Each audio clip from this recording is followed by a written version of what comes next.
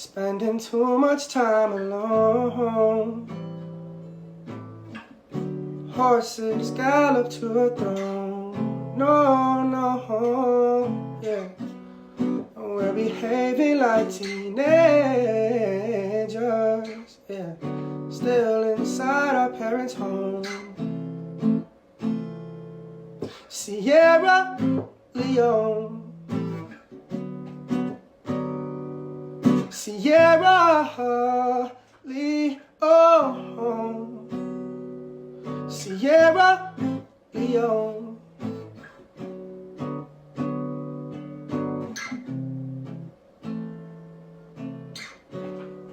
Shout out Cronem. So we out here live in Windsor. I'm out here finding all type of artists. Shout out to Ammo Visuals for putting me on. So we out here with PJ Hooper. What's going on, bro? Good to see you. We want to know, who are you exactly? Like, you a musician? What else do you do? I'm a loser, bro. I'm all over the map, man. I'm in law school right now, trying to be an entertainment lawyer. I'm in my third year. You know, I've been drumming since I was like 7, playing guitar since I was like 10, started singing about 5 years ago. And I'm on the come up right now, man. When you say you was drumming, like, were you in like a group or anything? So my dad was a drummer, so I always heard him playing the set downstairs when I was young, like 2, 3, 4. And I got up with a group. It was a jazz band, so I started doing jazz drumming first. And it kind of got me my chops.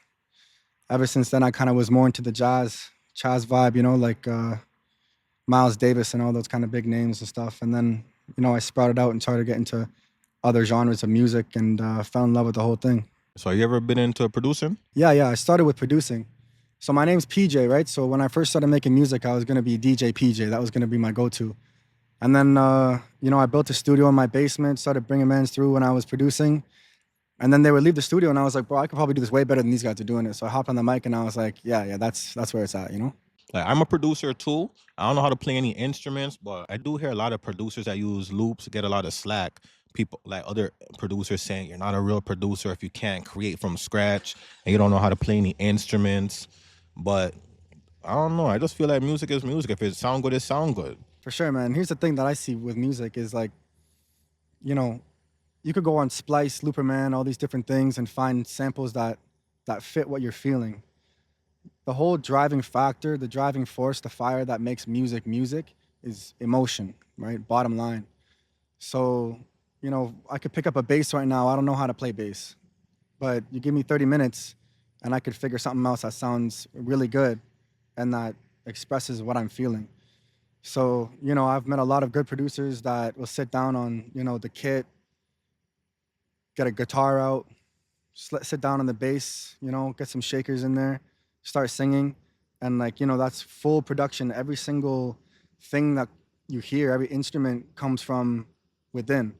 But, you know, that's more of an expression than using loops. But if you find a sample that makes you feel something, there's really no difference because, you know, if you're sitting there and you're not the best guitarist, you're not the best drummer, well, then you can go and find a sample that sounds like somebody who is the best guitarist made it. And at the end of the day, quality has to meet that passion, has to meet that energy of expression. So, you know, however you feel is just the way to go, right? So you still got a home studio, right? I got a home studio back home. I realized, like, I'm the kind of guy that I go into a studio with nothing prepared. The only thing that is the prerequisite for music making for me is my mindset. It's where I'm at. So, you know, I could sit here and say I'm going through something. Everybody's going through something, man. So that's the only thing that really drives me to go to the studio. And I get behind the mic. I don't write my music, bro. If you go and listen to my music, I don't write that shit. I just go into the studio, I freestyle all of it. And it's crazy because days later, my engineer will send me the stuff back and I'll listen to the music. I'll listen to what I'm saying and it'll blow my mind because, you know, I could sit in a therapy session. I can't express that to somebody else, you know? It's just something that I capture in the music. So the reason why I built a home studio is just so, you know, when I get home on a Friday night, I get home after work, I wake up in the morning, I feel something, I can just run downstairs and let it out, you know? As far as music being a way to just express yourself, like, for example, the other day, I recorded a song. Me and my shorty was kind of going through something. And I just stated facts. And she said it was a diss track. I'm like, nah, listen to that again. She's like, you're putting our business out there. I'm like, no one even knows who you are. But Have you ever said anything in a song that made you get interrogated by a shorty you're dealing with? You know, I'm going through a little breakup right now, so I'm, you know, out of respect for my ex, I'm not gonna get too in depth with it, but no, I definitely been there before, man. But what it comes down to is this, like, I feel like a lot of musicians can respect this as well. But, you know, the same reason why somebody goes upstairs and opens their journal and writes down what they're feeling, that's not for anybody else. You know, like if you're in a relationship and you go and you write down what you're feeling, it's not for your girl. You know, you lost somebody. It's not for them. It's for you to express how you're feeling. And that's why, man, like sometimes I have songs that people listen to and they're like, oh, I don't think people would really like to hear that. Like, blah, blah, blah, blah. I don't care, man. I'm doing this for me. Like, if I never get famous off of music, I don't give a fuck, bro. Like, I'm literally just making this music. So I've been making music my whole life, man. I can go back to a song I made 7 years ago and it makes me happy to listen to it because it's like, it's a bookmark, bro. It's a chapter, you know?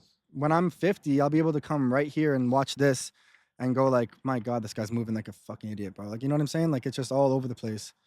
So when it comes down to it, you just got to really do what feels right. And, you know, I think that's how you make the best music. It's all a social experiment. It all comes down to how you can express yourself in a way that makes you feel like you've done a good job expressing yourself, but also formulate it in such that a consumer, a listener can listen to it and not only feel what you're expressing, but be able to bring experiences that they've been through and maybe even place that through your emotion, through your pain, through your happiness, through your excitement, through your money making, through your money loses. You know what I'm saying? It all circles, you know? Shout out Cronem. Don't slide today now, baby. I can't fall. Try and get back your love. I don't want to fight. Or maybe it's more calling. Let me. Stuck inside my ways now. Can't get back my patience. Shorty waist got tick tock, tick tock, tick tock. Shorty waist got tick tock, tick tock. Oh, shorty waist got tick tock, tick tock, tick tock now. Shorty waist got tick tock, tick tock, tick tock, tick tock, tick tock, tick tock. Alright, let's give that for a reference. That's not hard as fuck. Thanks, bro. Shout out Cronem. So you're a Windsor native, correct? No, I'm from Oakville. I'm from just like the GTA. Okay, so how long you been out in Windsor? I've been in Windsor for going on 3 years now, just under 3 years. How do you like it out here? Like, do you find like there's anything to do out here? Honestly, the past 3 years of my life have been the most educational and life-changing experience of my whole entire life. People who will listen to this back home in Toronto will be like, I don't know what the fuck he's talking about because Windsor's a shithole. But you know what, man? Like it's quiet. And with the silence comes room for growth. I mean, when I'm in Toronto, there's always motives. There's always things to do. And a busy lifestyle, you just get swept up into it. So, you know, when I moved out here, being alone, it kind of just brought the demons out a little bit. And I really got to a point where it was getting out of control. But now I'm kind of seeing the light at the end of the tunnel. And it's been fantastic. So I have to give that shout out to Windsor for letting me go through these things and for being an environment that allows me to reach the bottom and to get back to the top. Did you move out here with family or did you come out here alone? Nah, I came out here alone, man. I bought a house and then I filled it up with a couple tenants. They go to school with me, so it's a nice little home family vibe. But I know you wanted to touch on the music for a little bit. Do you mind if I get into that? Hell yeah, get into that. This is what it's all about, you know? I started making music, you know, a long time ago in Toronto. I started making, as I said, as a DJ. And what came with that was all production of house music. When I transferred over to house music to hip hop, I realized that the pockets of music and the people that you find within those pockets of different genres are very different. So back over in Toronto, and even in Ottawa too, I got a bunch of people out there. Shout out Daisy Lanes too, because she's a madman. The EDM genre and pocket of people are so nice, at least in my experience. If you needed help with something, with a digital audio workshop, with like automation, understanding how to do something, they'd help you. If you want a sound, they'll help you. You want to collab, they'll help you. You want to go and spin a DJ set? I never got to that point, but I was offered a bunch of different things, with this great community of people. And I don't mean any disrespect when I say this, but the hip hop is way different. Like everybody is cutthroat. I was in a studio with a couple artists. I'm not going to name any names, but it's just like a big dick contest. You know what I'm saying? Like, so that's out there in Toronto. Once I moved over here, man, everyone's so welcoming. There's like, shout out Fog Lounge. I've been there a couple times. Is that in Windsor? Yeah, that's in Windsor. You should check it out. If you want to start, meeting a lot of new people, new musicians, go to Fog Lounge because every Monday, every Wednesday, Fridays, they have shows, unplugged shows, like collab shows, jam sessions, everything like that. And to me, that's what music is about. Now, I've had a peek into the entertainment industry, but I'm not in it yet. And I say yet because I will be in a year or two on the legal side, if not the music side. But it seems extremely cutthroat. And I understand that the reason being is because greed runs a lot of industries, a lot of big industries. And with greed comes, that standoffishness, the chip on your shoulder energy. But over here in Windsor, it's been fantastic because music, as I've said a million times, is about expressing yourself, being able to communicate where you're at through the vehicle of music, and feeling confident by doing that is why we all love music. And Windsor does a great job of fostering that environment. What artists did you really listen to, or which ones do you think helped shape your sound? So I never said this before, but my mom is my dad's a drummer. My mom doesn't play any instruments, but she is a avid music lover. And so, both my parents are basically in their mid 60s right now, and they're still working their asses off. And for, I don't even know, man, 10 years, my mom would wake up every morning, and before going to work, she would come and sit down on my bed and she'd play a song that she felt that day. My mom and I are the same person.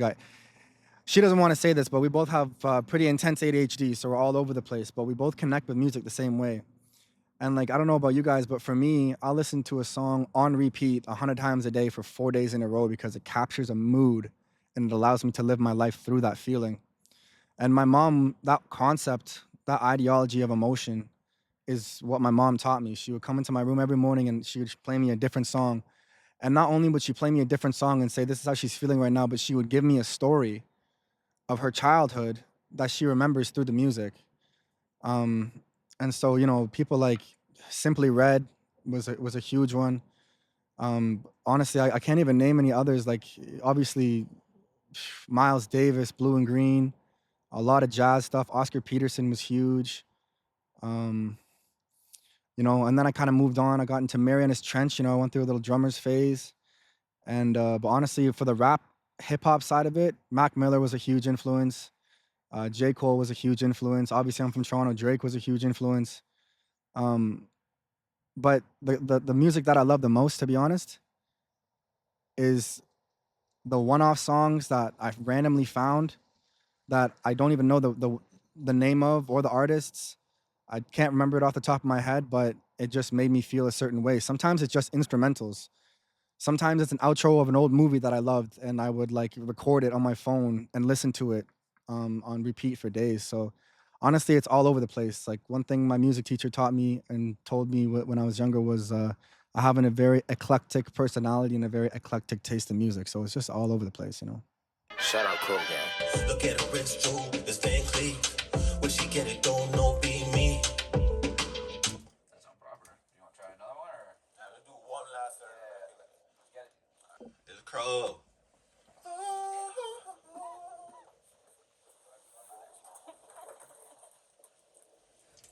I was sliding with my dogs. What up? Tick tock, tick tock. When she get it, don't know be me. So you gotta calm down for sure. That was kind of saucy still, though. Canadian bread fryer. Shorty wanna fly away. Yeah, it's like You said like that, yeah? Wanna fly away. it kind of has like a sway to it. Yeah.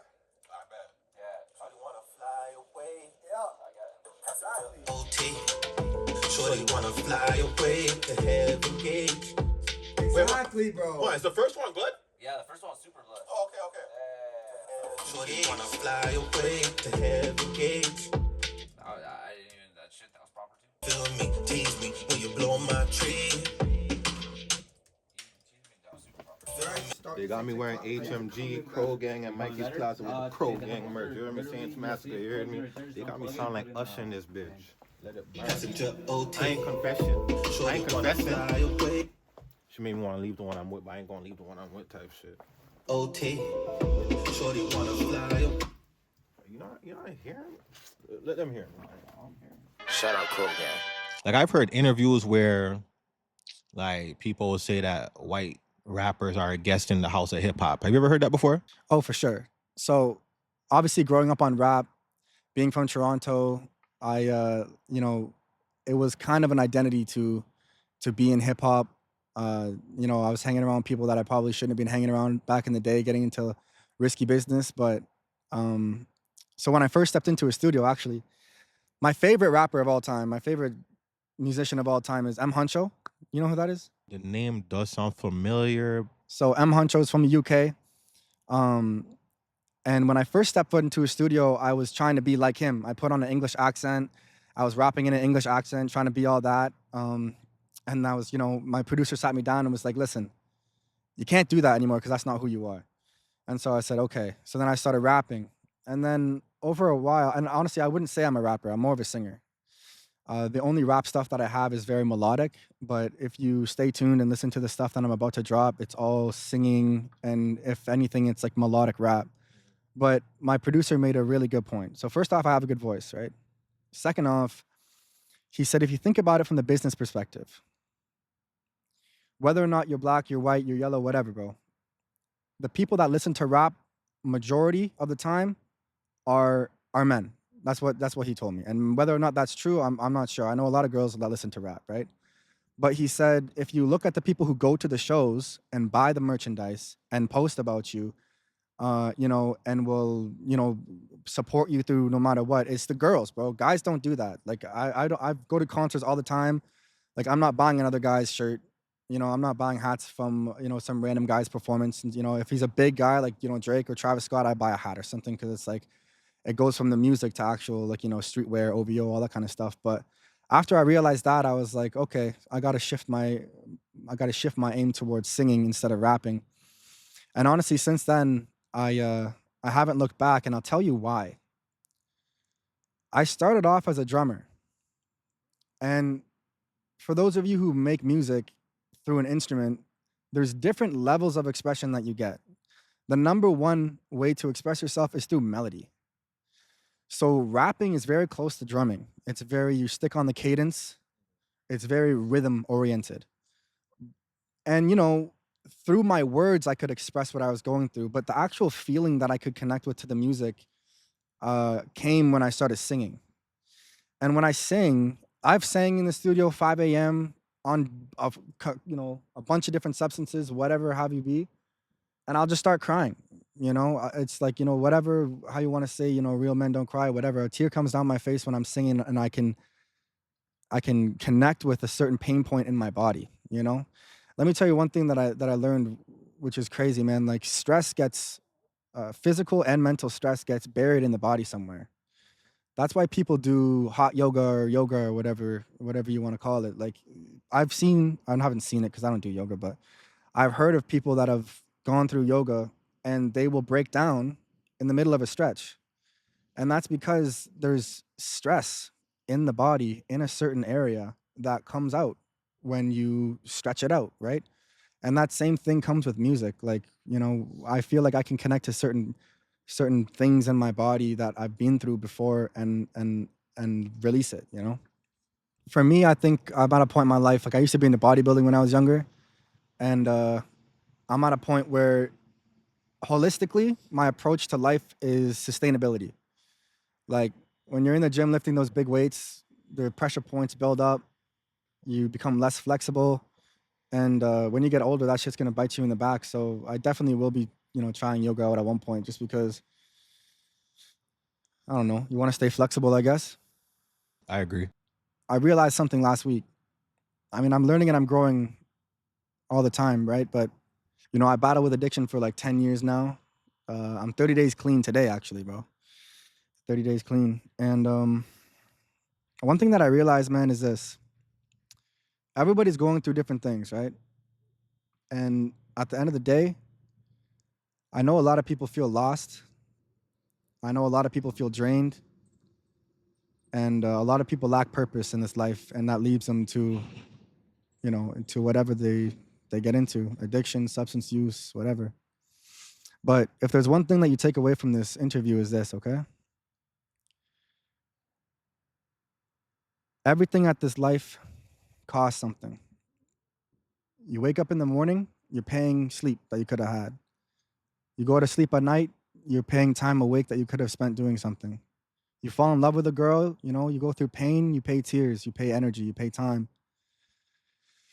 So just understand that everything that you pay in this life, you need to get the benefit back. You need to reap something back from it. Whether it be happiness, whether it be financial gain, whether it be a deeper level of understanding, you need to get a return on that.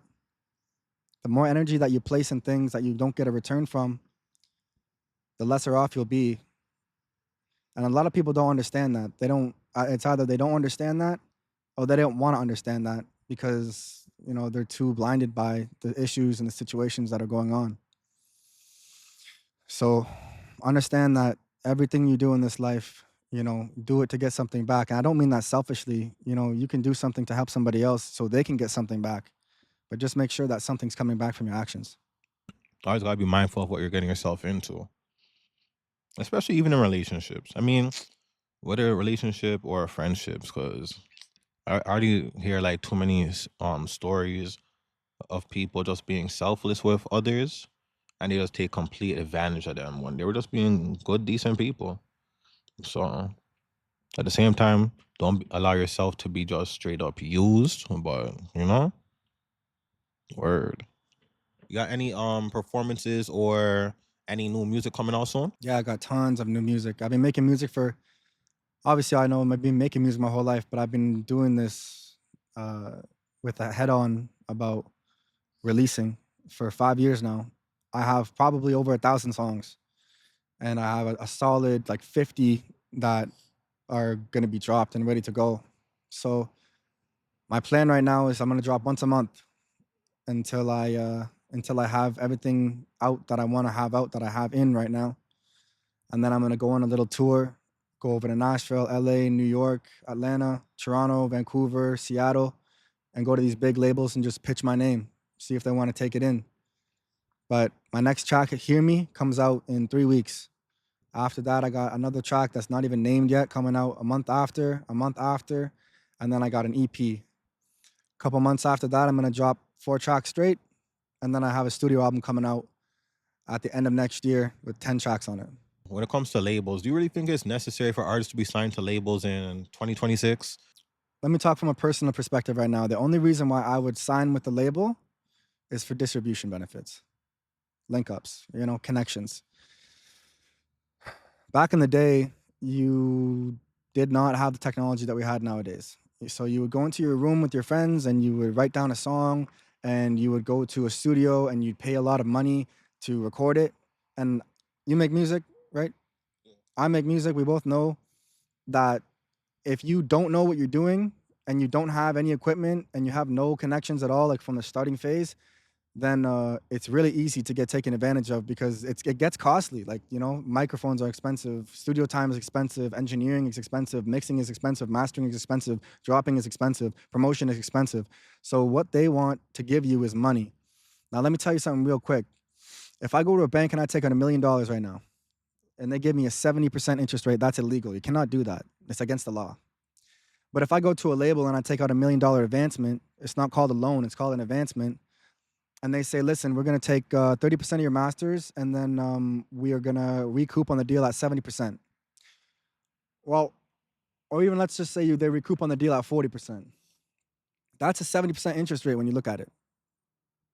Every dollar you make, 70 cents goes back to them until they get paid.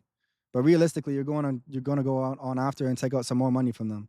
So the way that they shift themselves and the way that they legally have their stance is very dominating.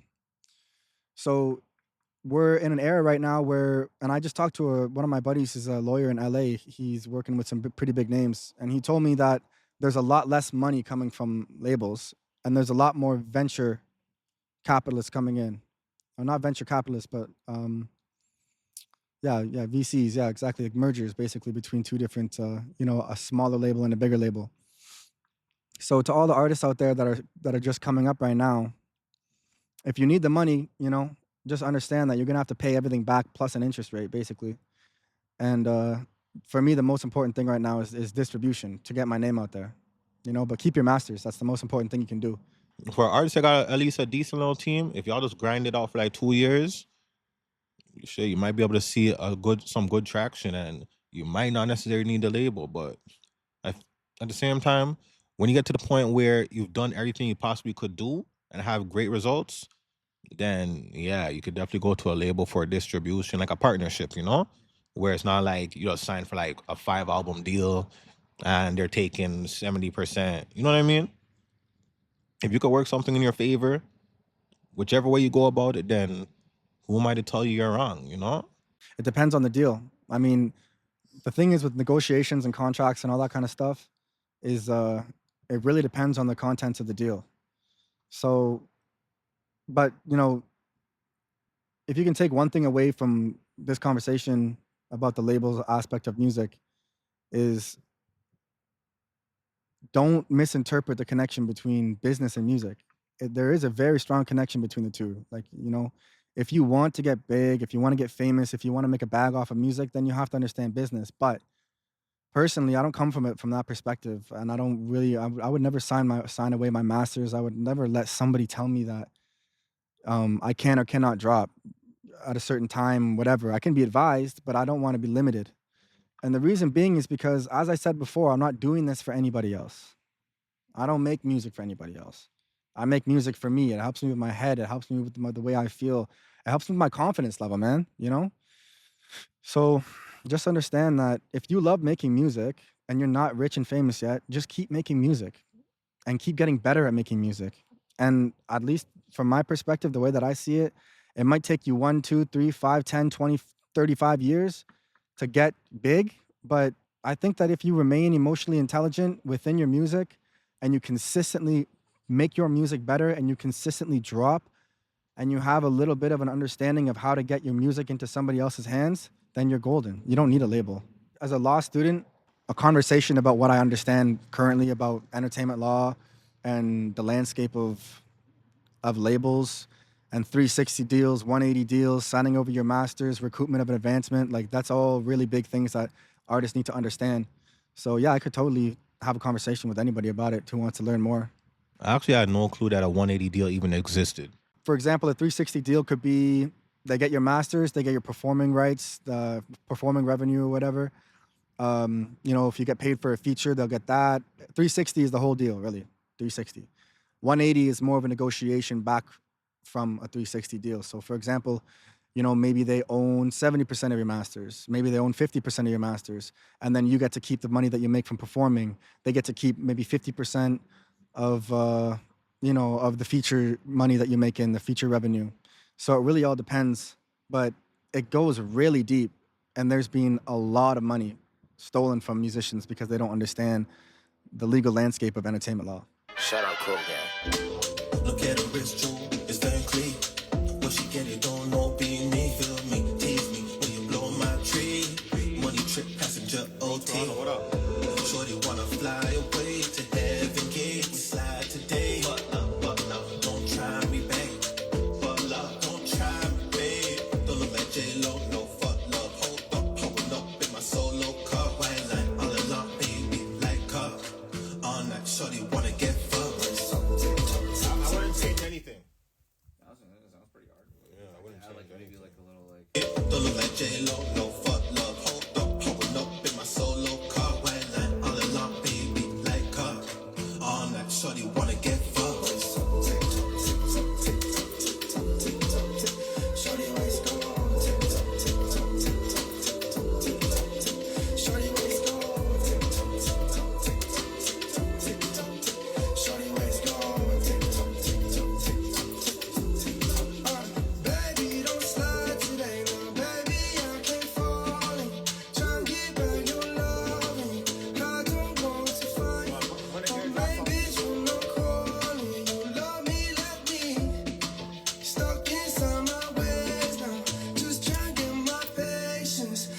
talking, baby.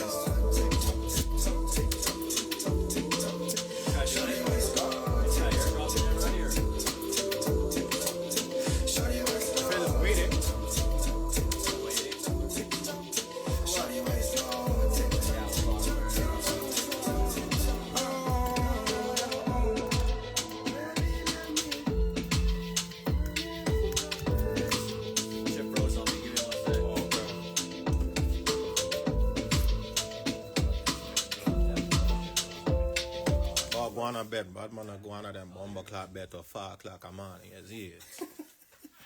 Real bad man. You know Ninja Man's my uncle? Yeah. Can I make this shit up? Why would I lie? Shout out Cronem. And this the Cronem Show, we out. We out. GTV Network, let's go.